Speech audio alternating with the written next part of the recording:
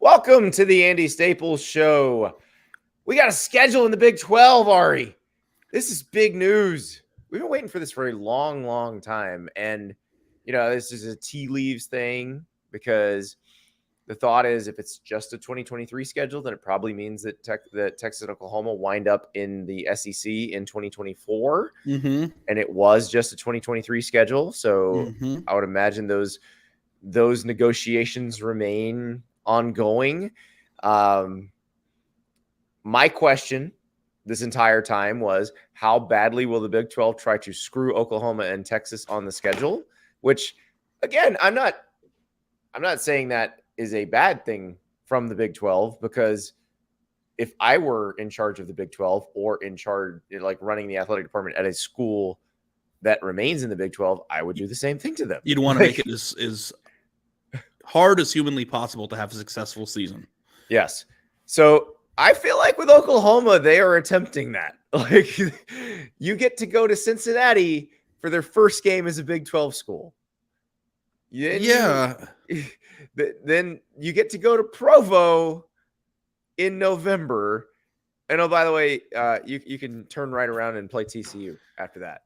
The funniest thing is that if you were going to have the new Big 12 members on the schedule with the programs that are leaving, having Oklahoma play in Provo as the finale of the season is kind of a tough place to play, I bet. Especially if it's really not the cold. Finale. They do play TCU the following week. But now remember, because Oklahoma was going to start a home and home with Georgia this season, that would have the return date wasn't for a long time. So the SEC was like, no, just cancel that, because one of those games is when you'll both be conference teams anyway. So they would have played Georgia, but they don't play Georgia now. Now they've got Arkansas State, SMU, and at Tulsa as their non-conference. But at Cincinnati in the Bearcats' first Big 12 game feels like Nippert's going to be rocking on September 23rd. It will. The thing that's funny to me is that if you look at the four newcomers, BYU, UCF, Cincinnati, and Houston, they are in a legit Power 5 conference now, as it pertains to the inclusion of Texas and Oklahoma, and there's no build-up time. So these programs are still built like a group of 5 program, and I think that the most entertaining thing about this is, for all the people who said 2 years ago that Cincinnati wouldn't have made the playoff if they played in a Power 5 schedule, or any You'll other get a chance time, to see it. You're going to see a legit group of 5 teams that are very good.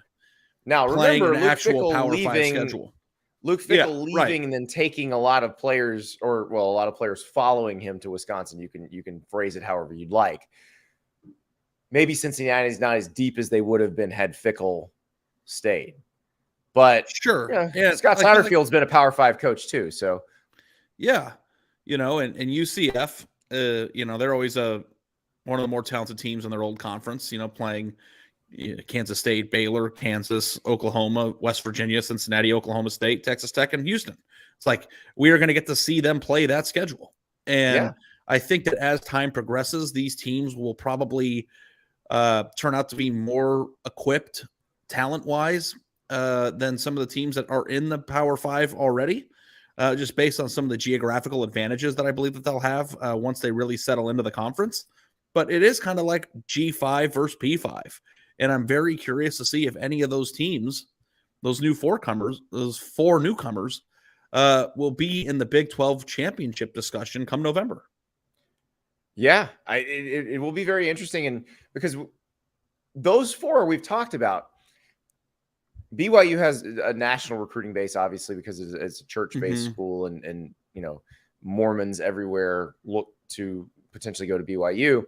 But the other 3 are in hotbed recruiting areas, like big-time hotbed recruiting areas. So theoretically, they would have a little bit deeper roster than the average group of 5 program, but not as deep as it's going to be when they've been playing in the Big 12 for 4 years.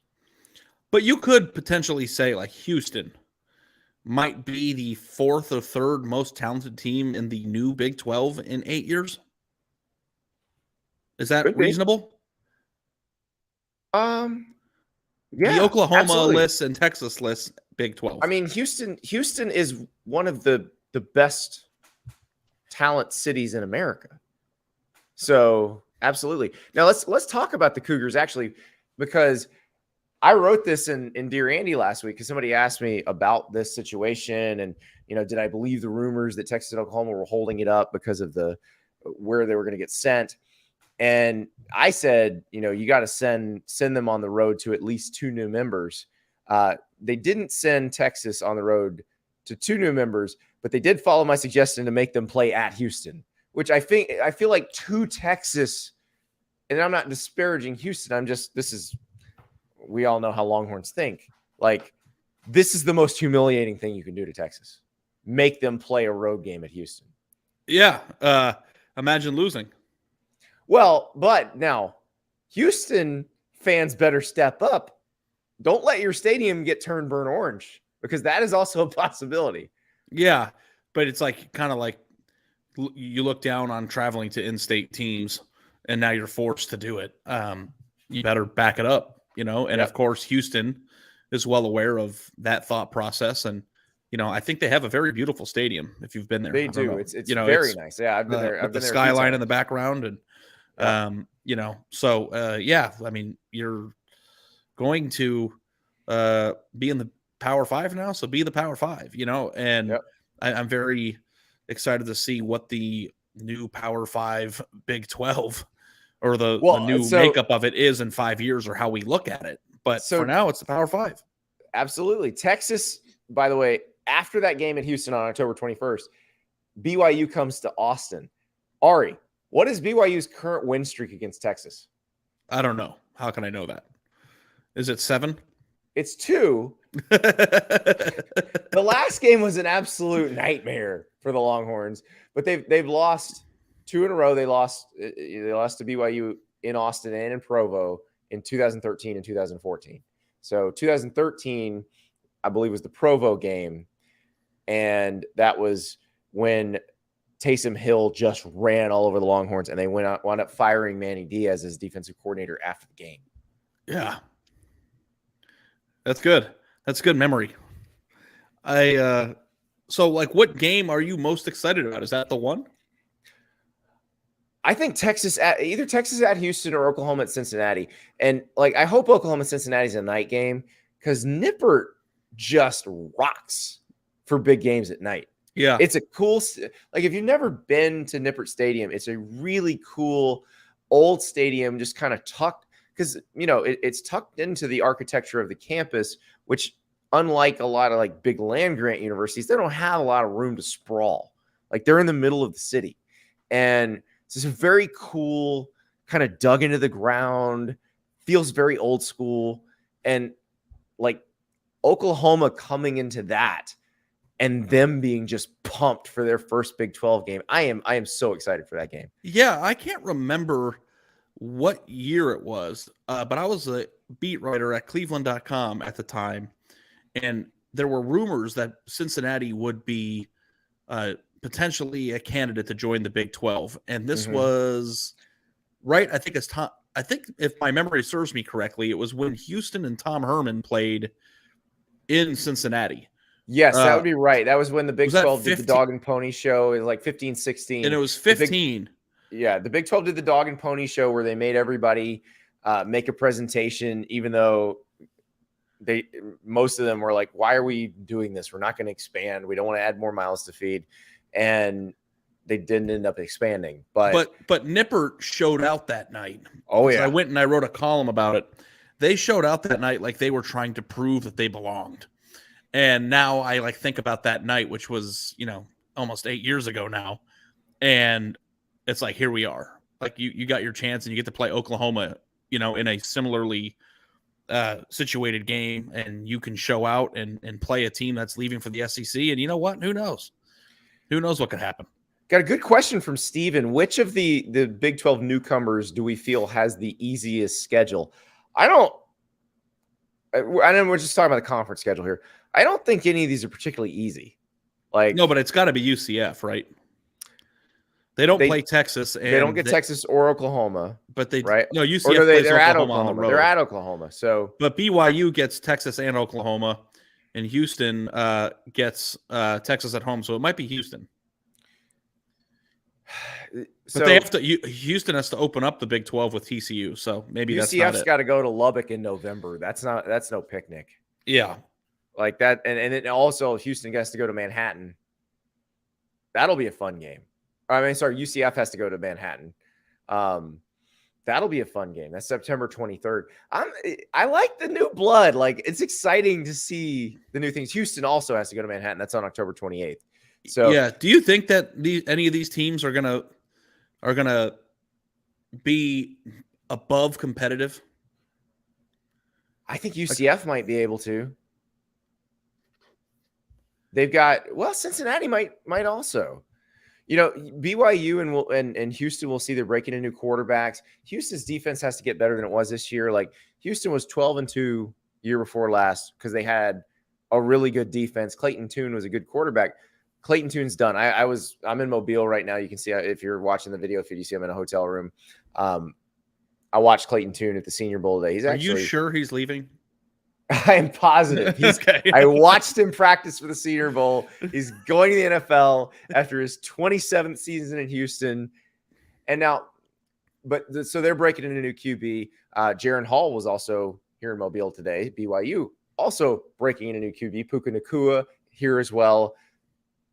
That was their top receiver this year. So we'll see. And like, BYU's defense has got to be better than it was last year. If BYU's defense doesn't get better, then no, they're not going to be competitive. But if they get back to what we're used to seeing from them, the physicality up front, then I could see them being competitive. That's the thing about the schools they added relative to the schools they had. It feels like all of them could reasonably be expected to compete pretty quickly. I mean, 3 out of the 4. All 4 of them have had outstanding seasons that were national stories in November in the last 10 years. Correct. Houston won the American and then won that Peach Bowl against Florida State. And they got Herman. Well, they got multiple coaches, big-time Power 5 jobs too. Right. Yeah. UCF had the undefeated season, and they beat Auburn. And then the next year, they only lost the only championship. The next year, the only game they lost was to LSU in the Fiesta Bowl, which, by the way, that LSU team the next year was maybe the greatest college football team ever. Remember that big hit on Joe Burrow? I do. They changed the blindside rule because of that. Apparently, there is this belief that was the hit that made Joe Burrow transform into who he is today. Like, ever since that happened. I don't know. You tell me. You covered Joe at Ohio State. Joe was always that guy, wasn't he? I just mean from that moment on, Joe Burrow played differently.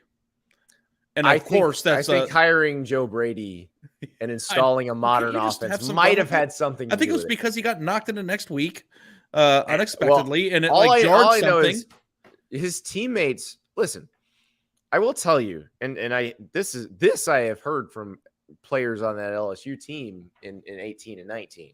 Like, the way he responded to that hit, they already liked Joe Burrow, but that was when they were like, that's my dog. That is my guy. It is a moment. I'm not saying that that's the reason he's good, but it was a moment where it was like, because if you remember back to Joe Burrow's first year in 18, it wasn't the greatest year. It's a pretty pedestrian offense. Yeah. It was like he was fine. It wasn't like he was a star.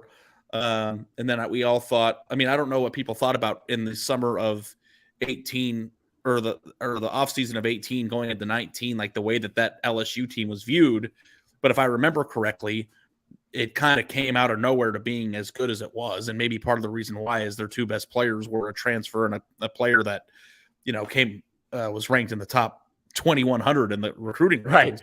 But, there was something that transformed there that really, cultivated that season and ultimately what we have in Joe Burrow. So, it's a shame that the Bengals aren't playing in the Super Bowl, Andy, because that would have been an all-time handsome quarterback matchup. And I didn't know this until this past week. This is an all-time handsome quarterback matchup. No, but Joe Burrow, this is what I was going to say. Apparently Joe Burrow is like quite the heartthrob for a lot of ladies, and I didn't really realize that.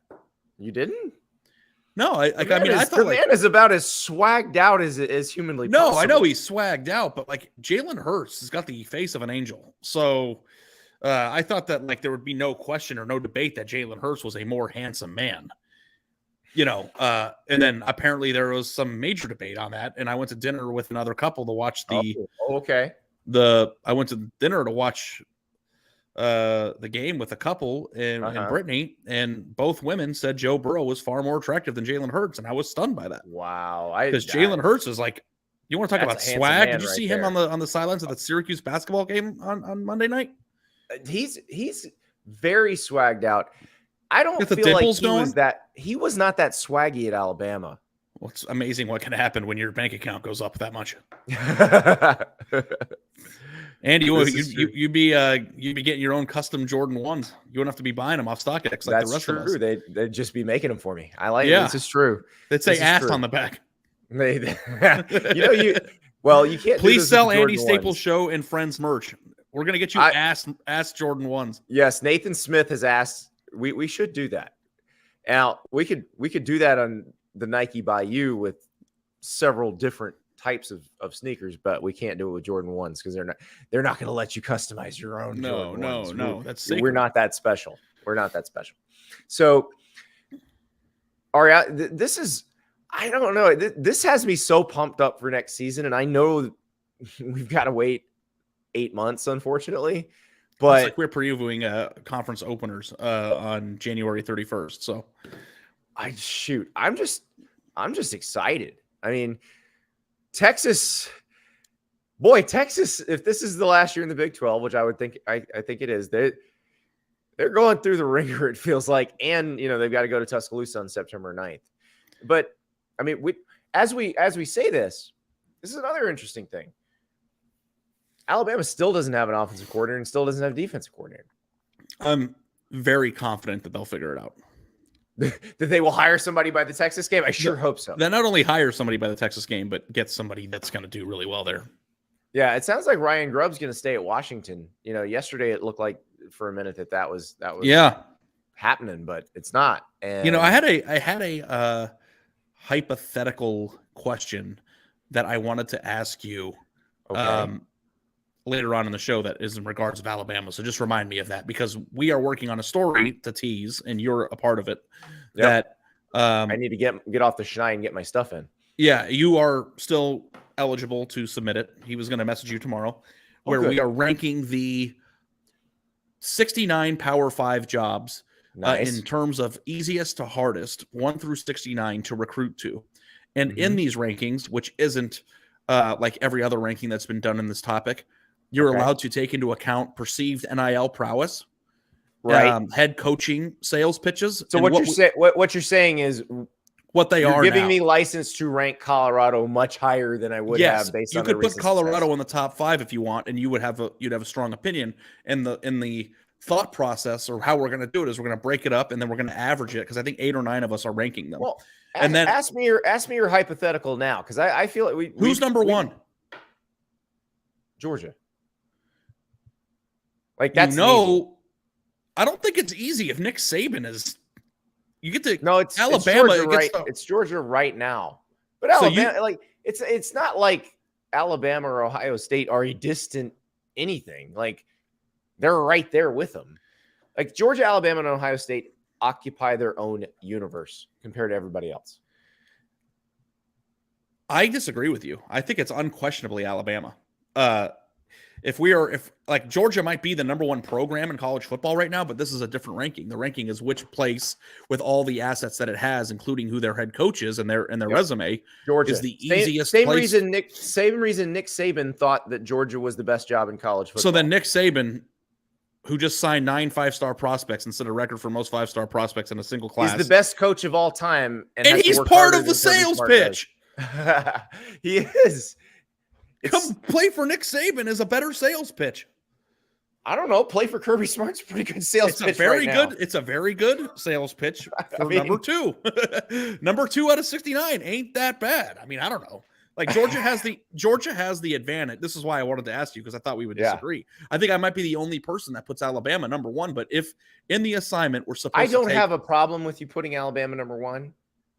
I just think right now, especially given the volume of draft picks that Georgia just produced and is about to produce, they are hot. They are the hottest. That is the easiest to sell. The most recent. It's what have you done for me lately? Mm-hmm.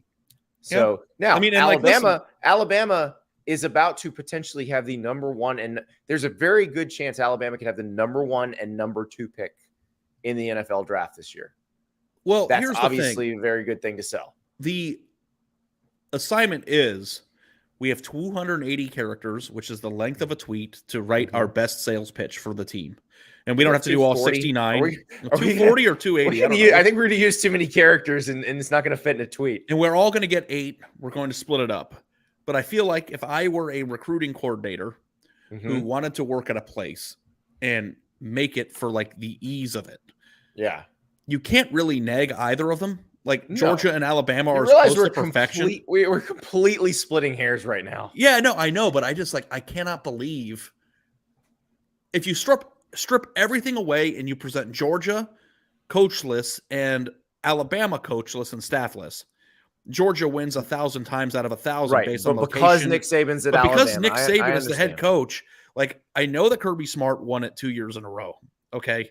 But like, has he passed out Nick Saban at Alabama as the Death Star of the sport in your mind? Like they might be the number one program right now because of what they've accomplished in the "what have you done for me lately" business. Okay, but like Alabama's still Alabama. This year, they're on your schedule. Who are you more afraid of, Alabama or Georgia? Well, we're not 100% sure who the coach or the quarterbacks are at each one, right? Yeah, so that's harder to answer. But I would think Carson Beck's the quarterback at Georgia, and Alabama. That's a we don't know right now. I mean, honestly, Alabama. Why? It's hard to maintain elite teams for 3 straight years. Mm-hmm. Nick Saban is probably hungrier than he ever has after sitting on the podium hearing about how Georgia took Alabama over the SEC. Alabama as the hunter. Alabama as the hunter instead of the hunted does strike. And they have more talent on their roster. Again, splitting hairs. It's splitting hairs, but you asked me who I would not want to play, and Georgia didn't have to play Alabama this year. And also, too, like Georgia was one field goal away. What do you think would have happened if Georgia had played Alabama this year? I think that it would have been a great game. Just like the Ohio State game. Yeah. I think it would have looked more like the Georgia-Tennessee game. You think?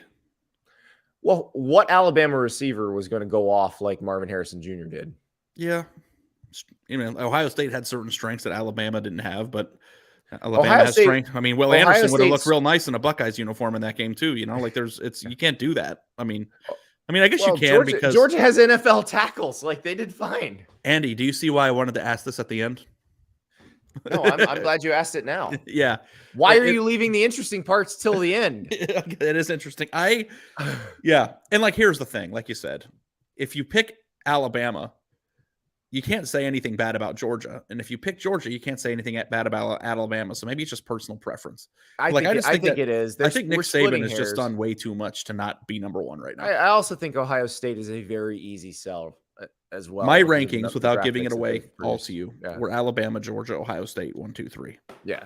Yeah. And I feel like those 3 occupy a completely different universe than anybody else. But it does get challenging, Andy, because as you go down the list, and shout out to Mitch Light for coming up with this idea because it's awesome. It's a good idea. Yeah. It gets really murky because when you I guarantee you I will struggle. I still don't feel I've submitted my list 20. And I don't feel like I struggle. And this is the thing. I struggle with my top 10 because there are certain programs that just we've ranked this so many times without attaching it to the coach. But when you attach it to the coach, like how high do you go up with Colorado? Like, does Texas stay number 4? But does USC number 4? Like, what about LSU? Number 4 on your list? Texas would be number 4 on my list if you took all the coaches away and it was just based on program resources. Yeah. Or just resource? Is it recent success and recent draft pick production? Like draft pick production is the most important recruiting tool there is. And Texas, I guess you can make. miserably in that. This is the fun of this. Yeah. Yeah. But also too, like Texas A&M and Texas, like who's better? When you think about the NIL, like Texas signed a better class this year. Draft pick production.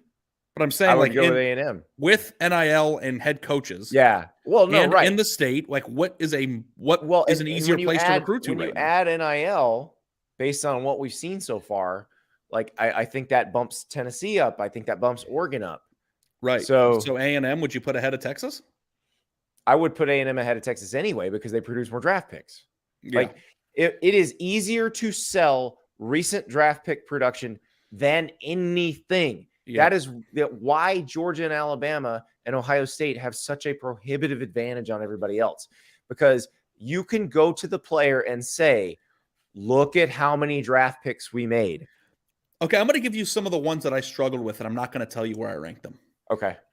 But here are some of the ones I struggle with. Like, where do you put Florida? That's a hard one, considering what's going on right now. Where do you put Auburn? Another tough one. I do think one thing I will say about Auburn, and it'll be interesting to see how much this dips because of the Brian Harsin era, but Auburn always has some dudes. And they always recruit well, even when it's bad. Like Derek Hall and Tank Bigsby are dudes. Like you could put those two on any team and they'd be very good players on any team in the country. And so like the fact that Auburn can always get some dudes, I think matters. I think that and I also think they seem to have a pretty good NIL situation right now. That collective has gotten very organized. I will say, just kind of spoiler alert, talked to Hugh Freeze for a little while at the Senior Bowl on Tuesday, and I may have a column coming out here in the next few days. Believe. It's not even that. Well, you believe before, I bet. I always like the off-field stuff with Freeze that everybody gets mad about. Like, I get it. If you're an Auburn fan and you didn't appreciate them hiring him because of that, or if you're a fan of another school and you just don't like him because of that, I understand that. I've said all along, though, in terms of understanding what the job is at Auburn, just the on-field part of it, he understands and knows what he's supposed to be doing. And all you have to do is look at this time last year, they were trying to find a way to fire Brian Harsin for free. They were moving junior days because of lack of interest. They're basically turning people away at the door at junior days now. It's a very different situation. And so I think you can make a case for them being a top 10. Oh, you absolutely can. You can. Florida, that's a tougher case to make right now. They're still producing draft picks, though. And it's interesting because, like, again, being around all these NFL people at the Senior Bowl and hearing how Anthony Richardson is going to go in the first round still just makes my head throb. Like, I'm like, guys, I just don't know. But I mean, would you not want to take Cam Newton at 16? Cam Newton was the most dominant player in college football. I totally just lobbed that at you. I was just kidding. Okay. Trivia question, Ari. Oh, God. I'm terrible at trivia. Other than Cam Newton, how many combined starts did the other starters on the 2010 Auburn offense make in the NFL? Is it 0? It's 1. Yeah. Now, there's tragedy involved here because unfortunately, Philip Lutzenkirchen passed away before he started his NFL career. He would have played a lot of games in the NFL, but that group was not loaded with talent. Dude, that is a truly insane statistic. Exactly. Now, Nick Fairley was a first-round draft pick on the other side of the ball. They did have some defensive players who wound up being very good, but it wasn't a ton. And offensively, it's a legitimate definition of Superman. Yeah, Cam was it. And so, no, please. And I realize I was guilty of this. You were guilty of this. We got a little over our skis after the 40 I am still Utah guilty game. of it. What is this past tense? We will not, but we're not going to mention Anthony Richardson and Cam Newton in the same sentence. We're not. That is unfair to Cam Newton. It's disrespectful to Cam Newton right now. I bet you on April 1st, if you type in to Google Anthony Richardson, Cam Newton, and that plus sign, that means that they both have to be in there, you'll get 1,000 hits. I know. What I'm saying is that is very disrespectful to Cam Newton. Well, it's just an athletic comparison. Nobody's saying he's better than Cam Newton. They're saying that he's got the physical makeup that reminds you of somebody like Cam Newton. No, I get it. He's the first guy that size to have that good of an arm and run that fast since Cam Newton. I get it. I also watch the games. So, which goes out the window during the draft process. You know that. I know. But I do believe Osiris Torrance, the guard is from Florida, is probably going to be a first-round draft pick. Now, you can say, oh, he came from Louisiana Lafayette. Well, guess who recruited him to Louisiana Lafayette? Billy Napier, who is the Florida coach now. So I think that does help. And Florida's been a program that they've steadily put some dudes in the NFL, and be it like Kyle Pitts, high draft pick type dudes. I'm going to give you two more. They're similar to Auburn in that vein. I'm going to give you two more that I struggle with, and then after the story runs, we can compare the lists that we submitted. Yeah, which I think would be a good show. But you know who I had a really hard time with? Who's that? Nebraska. Oh, yeah. Because that's new Nebraska, and we haven't really seen what new Nebraska looks like yet. Right. But Matt Rule, Nebraska.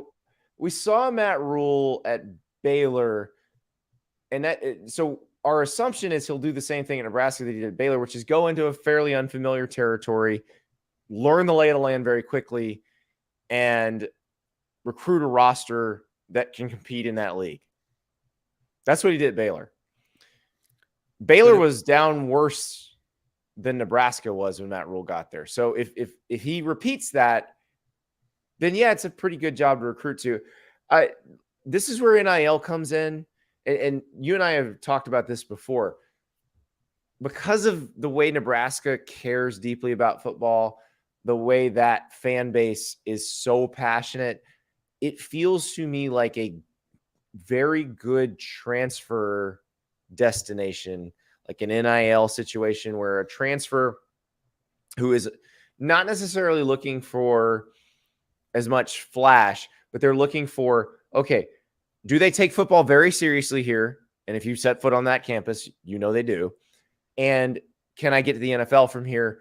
I think they've produced enough NFL players in the last few years that you feel okay with that answer. It's not a great answer, but then if Matt Rule can produce a few more, then that becomes a very interesting destination. Is competent Nebraska top 25? Competent Nebraska is top 25, yes. Okay. Competent Nebraska. Okay. But that's, again, we got to, then I almost think you have to assumption that this is what you're going to get. You might not get elite Nebraska, but you'll get competent Nebraska at the very least. What's the other one? Florida State.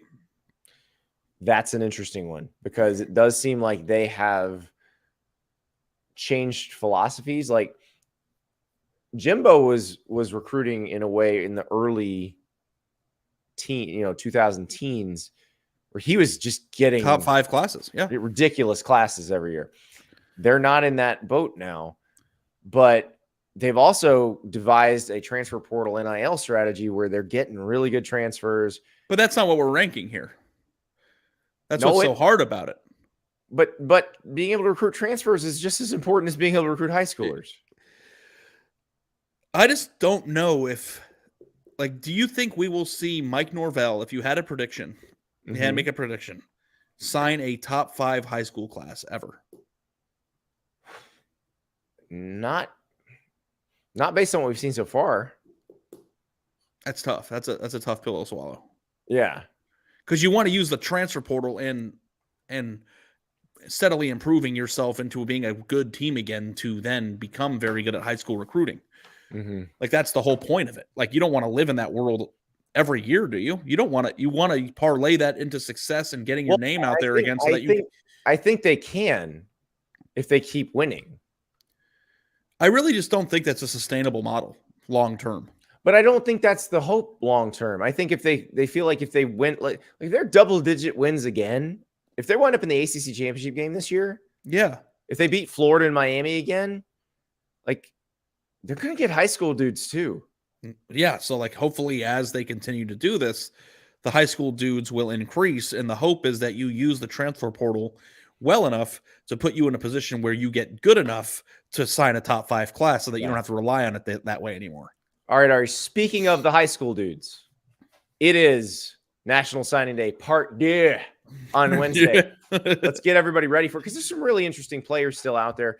And also, big news about a friend of the show. We'll be right back.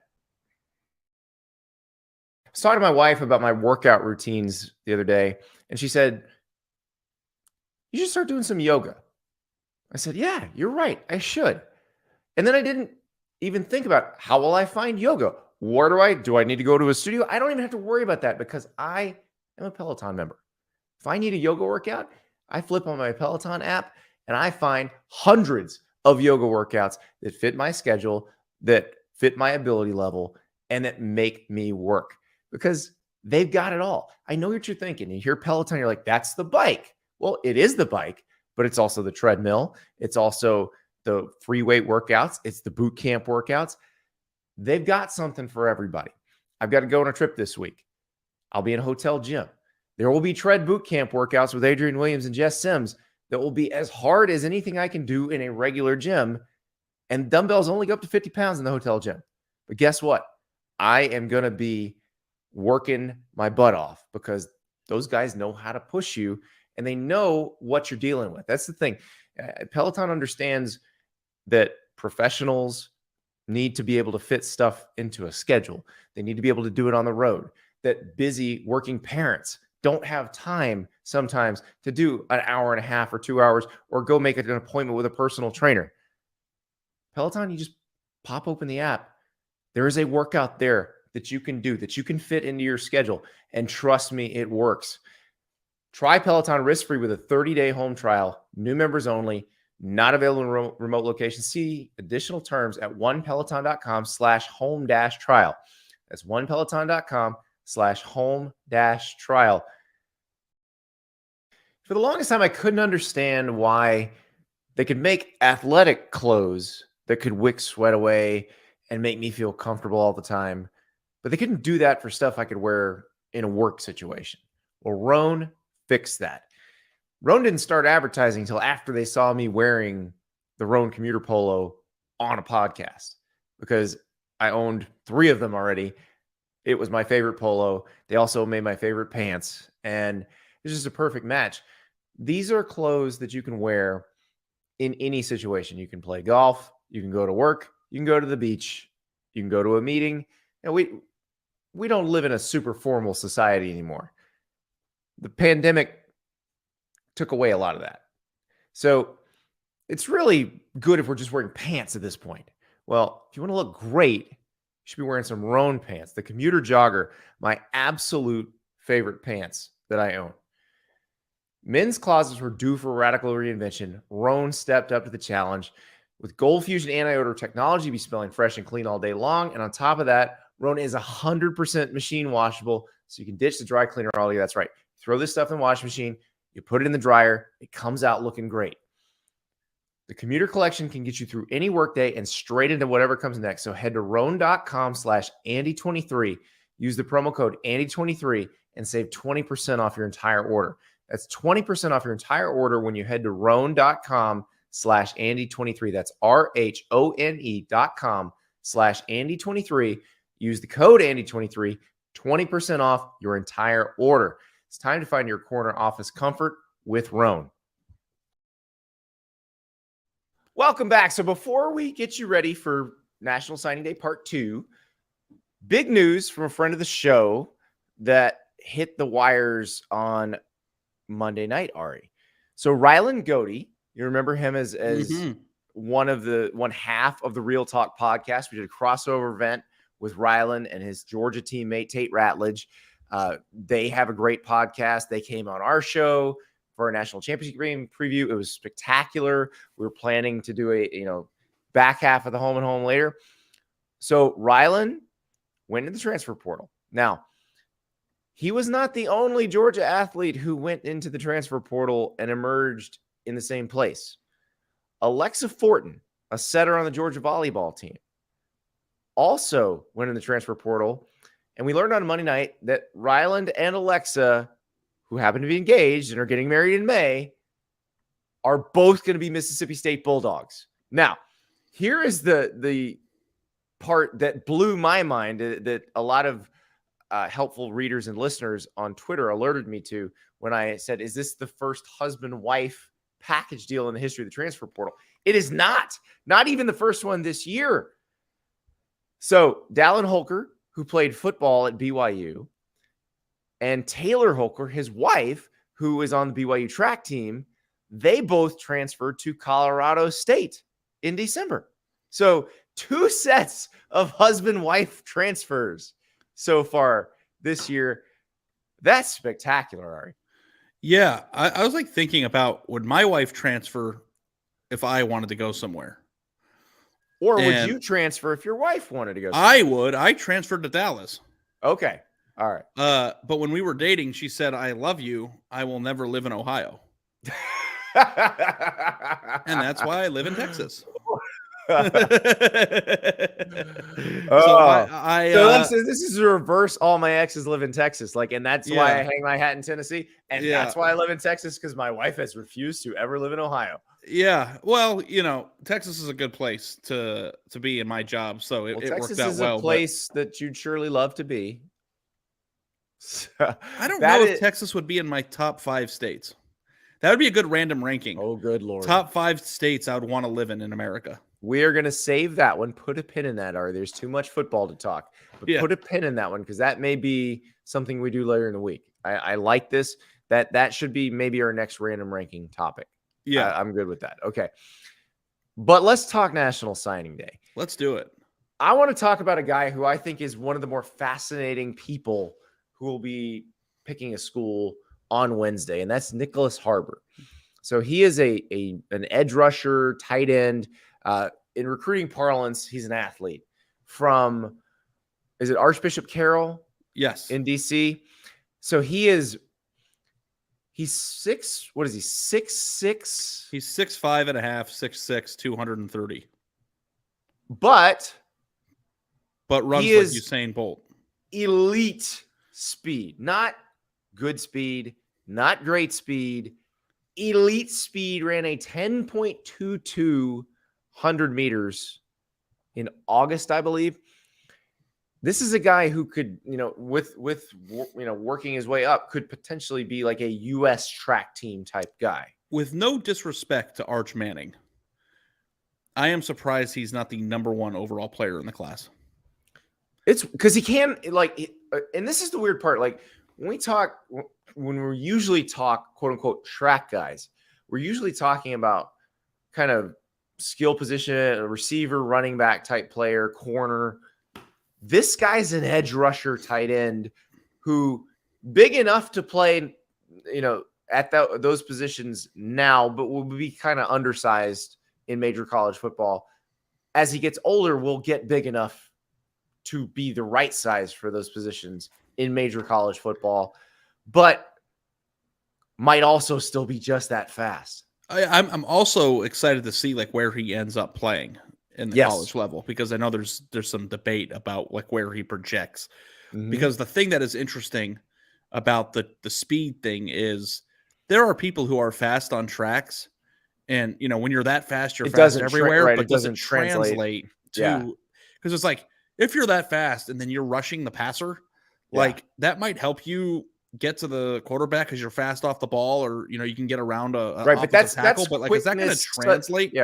Quickness and suddenness are different traits than flat out blazing speed. So based on his body size and that speed, what would you say the perfect position on the football field would be if you had that to mold with? Travis Kelce, the Travis Kelce position. It's my thing, but it's Travis Kelce's not fast.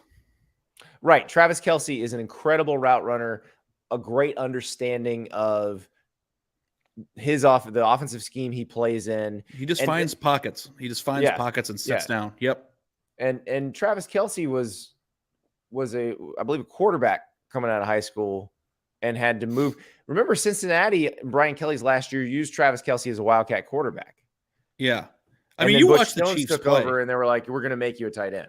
When I watch the Chiefs play, I feel like every Travis Kelce reception looks the same. It's like, oh no, Mahomes is about to get sacked. Oh wait, there's Travis Kelce underneath running a hitch wide open.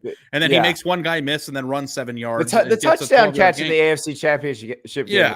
Crazy. Because you look at Jesse Bates, who was covering him, and you're like, why isn't there another Bengal within 5 yards? Like he's wide open and like I feel like he's wide open on 70% of his receptions. And when I say wide open, I mean like 5 yards around him where he can still run with the ball. That's why I'd be very interested to see Nyckoles Harbor lined up in the slot or even all the way outside, because he's legit faster than most. Like, he's as fast maybe as Jalen Hyatt over that space and faster than Jalen Hyatt in the 100. Like, that's insane. Because like the first person that comes to my mind when you talk about that size of a body and very fast is DK. Well, yeah, DK Metcalf. Yes. And obviously the one play that everybody remembers is the one where he chased down. They're playing the Cardinals and he chased down the interception 80 yards. Chased down Buda Baker. It's just like, did you see how fast that guy was moving? Yeah. So yeah, I mean, by the way, if you want to see the greatest play in NFL history, there's a play where Larry Allen chases down a guy who I believe it was an interception. I don't think it was a fumble recovery, but Larry Allen chases down a linebacker who had a massive head start on him. It's the most athletic play in NFL history because it involves a 350-pound man. But like, that's the crazy part about Nyckoles Harbor. And it's NFL measurables already. Yeah. Oregon, South Carolina. Who else is in the hunt? Oregon, South Carolina, Michigan was in the hunt. Maryland was in the hunt. And it's funny because during his time in his recruitment, it felt like there were certain teams that were ahead at different points. Like Maryland seemed to really be gaining some traction in December. No, that's home for him. And I think it was because he was able to visit a bunch and it was easy for him to get to. But I do think that the final two, or the expectations are that it's between South Carolina and Oregon. Yeah. And both of them, I mean, you're also probably running track. So like, I am fascinated by this one. I can't wait to see where he winds up. Another one that and regardless of where he winds up, it's a big deal because South Carolina and what does he become? Yeah. But South Carolina has got a lot of momentum right now. Yes. And they already have a fringe top 100 player committed at the tight end position in 2024. And like, if they're able to like add on to the ending of the season that they had last year by getting a national prospect and potentially the most athletic player overall in the entire class, like that's something. And then of course, Oregon, if they get him, then it's another 5-star prospect at the 11th hour after they ruled the early signing period. And, you know, it's been kind of fun to watch Dan Lanning cook out there. So yes, I think that it's very interesting. Now, the thing that I'm a little upset about is that this signing day does lack a little juice because everybody's already signed. And the two big names that I was most excited to see commit on Wednesday or sign on Wednesday were Deux Robinson, the actual freak tight end, right, that is going to start as a freshman regardless of where he goes, in my opinion. Even and then, of course, Georgia? Probably, yeah. I don't know how he doesn't get. Georgia's just going to be. They're not going to.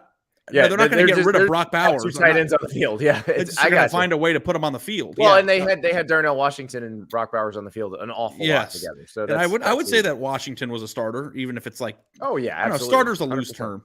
Yeah. And then of course Jaden Rashada, I was told on Tuesday while doing some reporting that they aren't sure if he's going to announce on Wednesday, but would be surprised if he did so. So right, and remember, this is not like the early signing period where you have 3 days to sign. You can sign whenever, right?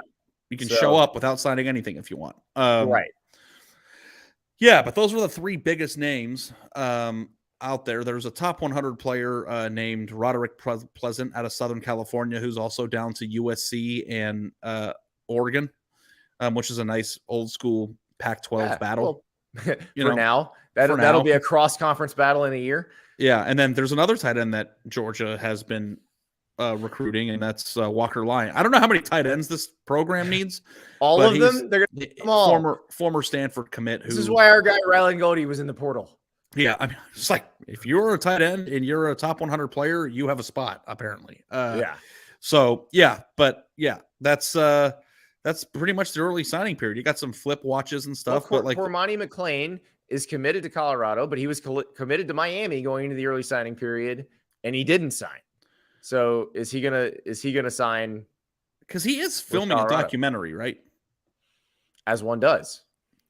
So nothing that spikes the interest in a documentary like some last minute grab ass. Little drama. Oh my gosh. Yeah. But yeah, I don't know. That one seems like Dion's got it under lock. But we'll see. Imagine he doesn't sign on Wednesday and we got to keep going down that road. But you never know. Oh, listen, it wouldn't be a real February National Signing Day without some grab ass. It wouldn't. Like, it was funny because a mom stealing the facts, or we need something like that to happen. Britt was we were eating dinner together before the podcast tonight, and Britt goes, "So what do you have going on tomorrow now that daycare's closed because it's cold here?" No. And I said, "Tomorrow's National Signing Day." And she goes, "How many National Signing Days are there?" I said, "Britt, it probably feels like more to me than it does to you. I'll tell you, but it's going to be a good day." Yeah, this should be fun. Maybe a little bit of drama, certainly not as much as there used to be, but please let one fax machine malfunction or one parent steal a national letter of intent. You can fax with a cell phone now, right?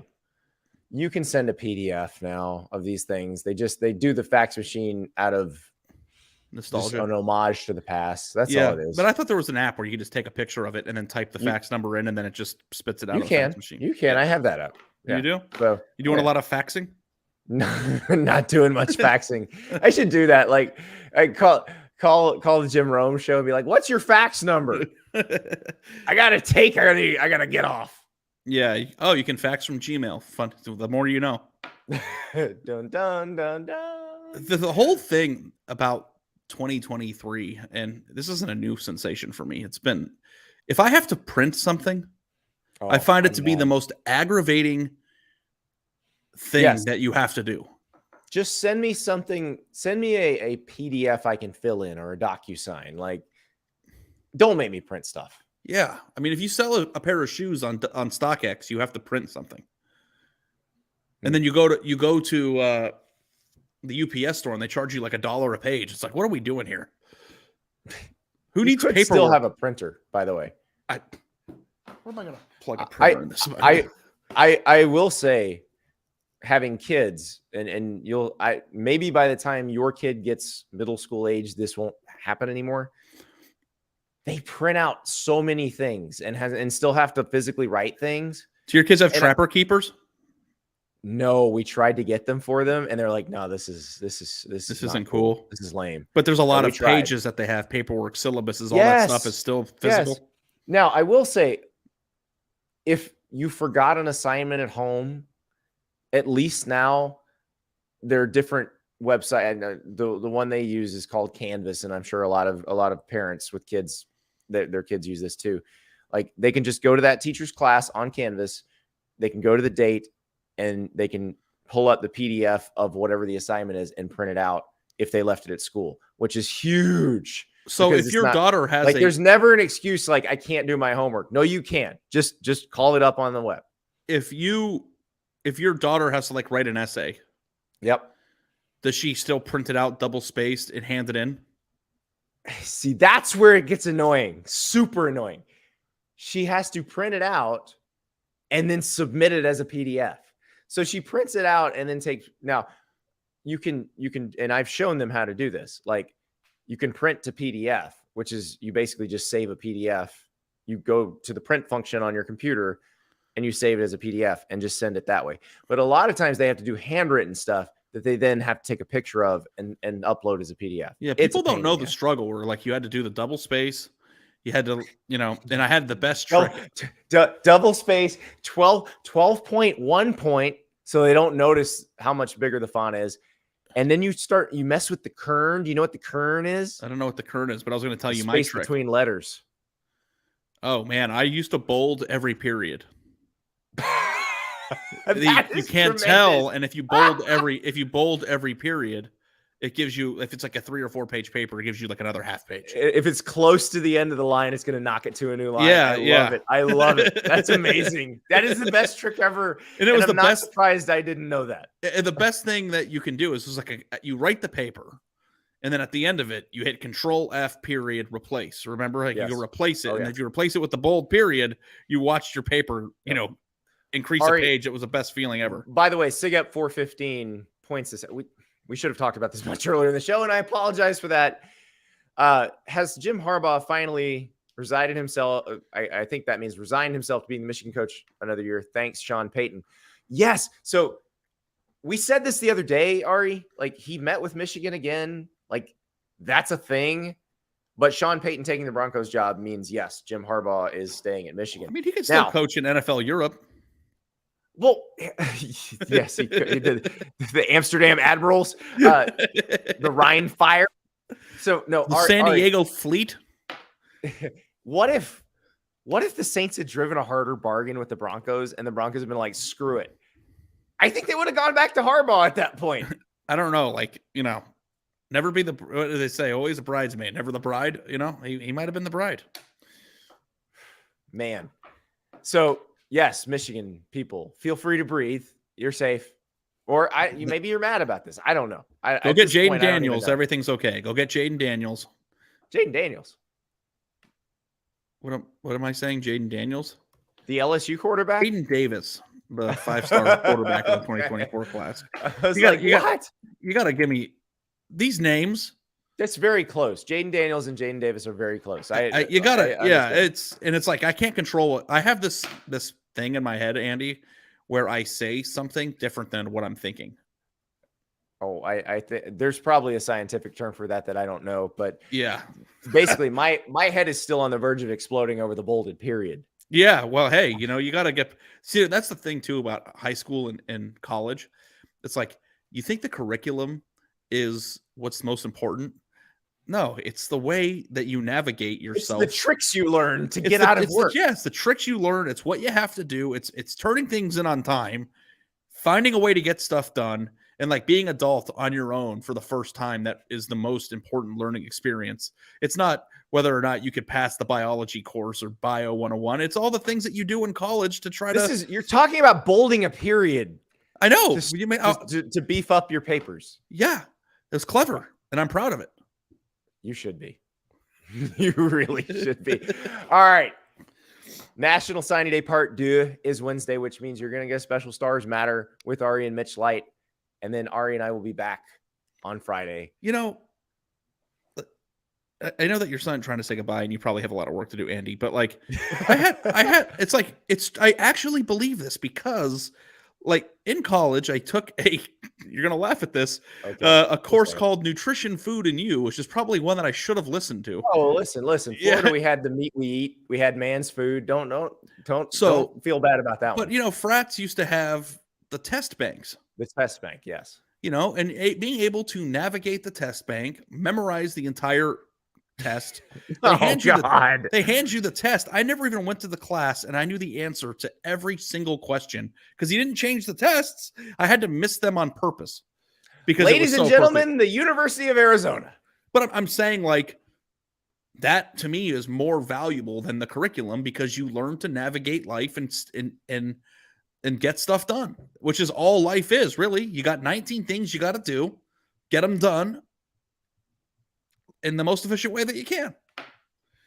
But I probably should have listened to Nutrition, Food, and You. You're listening now. That's I don't know anything about nutrition, and I don't really know much about food, and certainly don't know anything about you. You're drinking your jug of branched chain amino acids. Yeah. I should have. The reason I'm in this position is because I didn't listen. But I'm trying to. Now I'm taking the course and not cheating. Yeah, you're memorizing the test bank and not paying attention. It's also not cheating. No, it's actually not. It's laziness on the professor's part to keep handing out the same test over and over Just again. because I learned all the answers and questions to a past test doesn't mean that I cheated. No, you cheated, but it's okay. Are test banks cheating? Yes, but you took advantage of the professor's laziness. Like that is, I put that 5% on you and 95% on the professor for being too lazy to write a new test. This test bank thing, you can go. There's businesses on college campuses where you pay money for old papers and stuff. Of course. Or old tests, and they don't know that. It's like, change your test, pal. There you go. Work harder. Ari's working smarter. You work harder. I'm a bachelor of science. Ari will have to work harder rather than smarter if you just work harder. It would have taken one flunk test to light the fire, and it didn't happen. And I think I got a 98% in that course. Because you missed the answers on purpose. The 2% that I got wrong is it also does take quite some dedication to memorize a test. No, it doesn't. It takes more dedication to learn the material and study for the test. But hey, you bear down, Wildcats and Wildcat professors. If you don't want them just memorizing your test, write a new test. We'll talk to you tomorrow.